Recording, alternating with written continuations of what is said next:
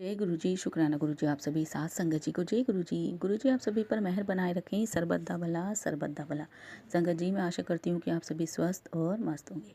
संगत जी आज का सत्संग भावेश पांडे अंकल जी का है, जो कि बहुत ही प्यारा सत्संग है और सत्संग को आप अंत तक जरूर सुनिएगा ताकि आपको सत्संग के माध्यम से आपके सवालों के जवाब प्राप्त हो सकें।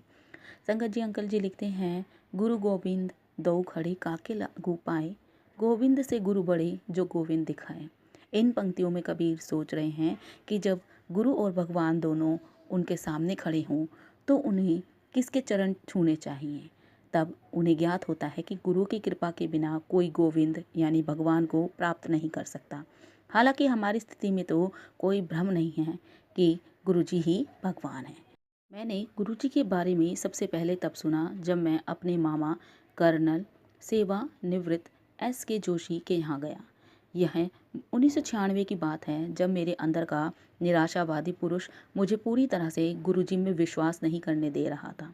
वह 1997 में अप्रैल का पहला हफ्ता था जब मुझे चंडीगढ़ में गुरुजी के पहले दर्शन हुए। उन्होंने मुझसे पूछा कि मैं कहाँ से आया हूँ और मैंने उनको बताया कि मैं कर्नल जोशी का भांजा हूँ और जयपुर से आया हूँ। उन्होंने अपना हाथ मेरे सर पर रखा और बोले, कल्याण हूँ। 2 दिन बाद जब मैं दिल्ली लौटा तो मुझे नौकरी का प्रस्ताव मिला, जिसके बारे में मैं उत्साहित था। तुरंत कल्याण देखा आपने? और यह तब मैंने चंडीगढ़ में प्राय चाय प्रसाद और लंगर ग्रहण करने से मना कर दिया था। गुरुजी के दर्शन के बाद भी मुझ में कुछ खास बदलाव नहीं आया।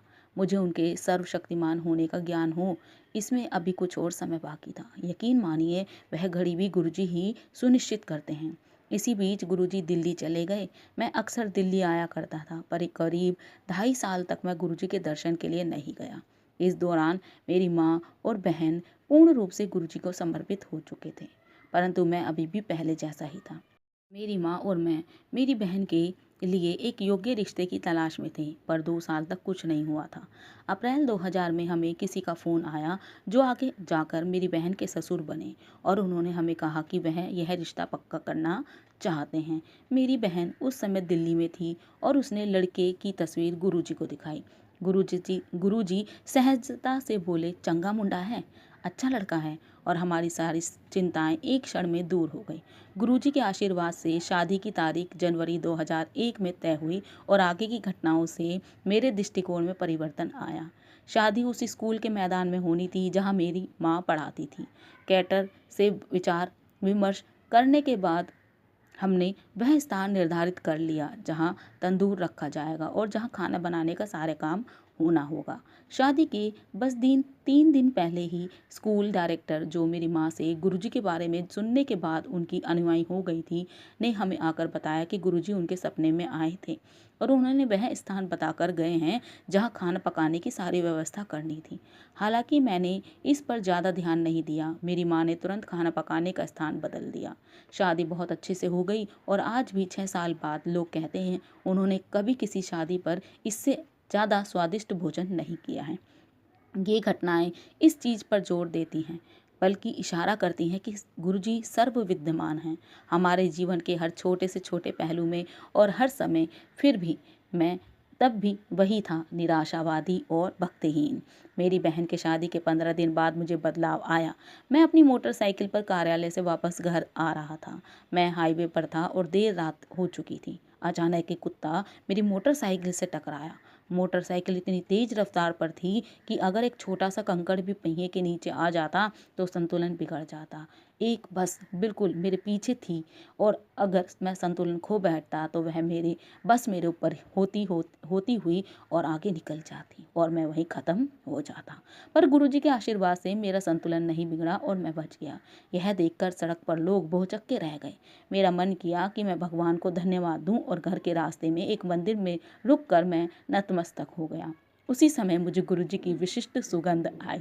यह पहली बार था जब तक सिर्फ तर्क या फिर निराशावादी मुझे छोड़कर चली गई और मैं गुरुजी की मानसिक छवि को नतमस्तक हो गया। एक निराशावादी से एक अनुयायी होने का परिवर्तन एक क्षण में हो गया।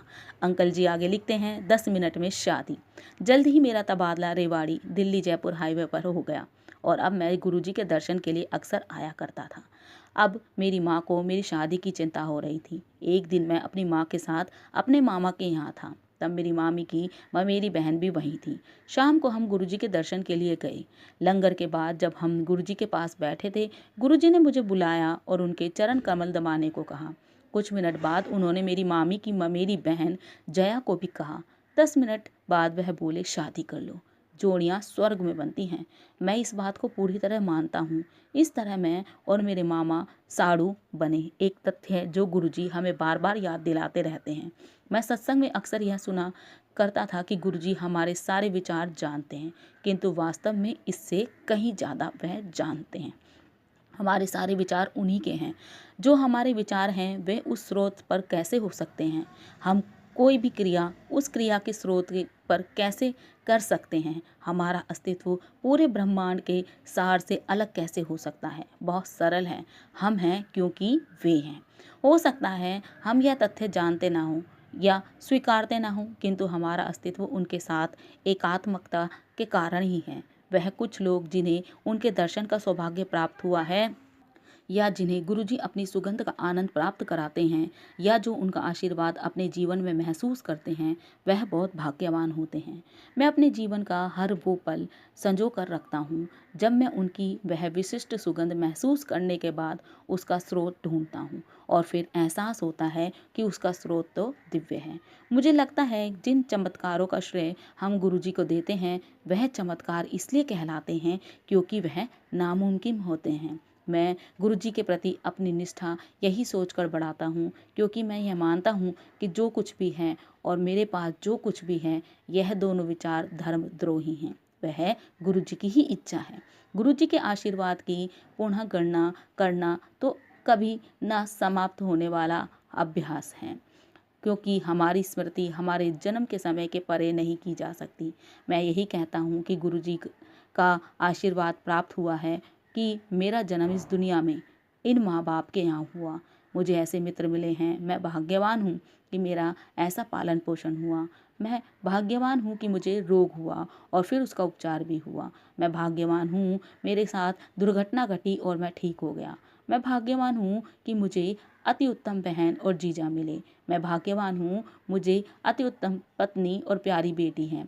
और मैं सचमुच भाग्यवान हूँ कि मुझे गुरुजी का आशीर्वाद प्राप्त हुआ।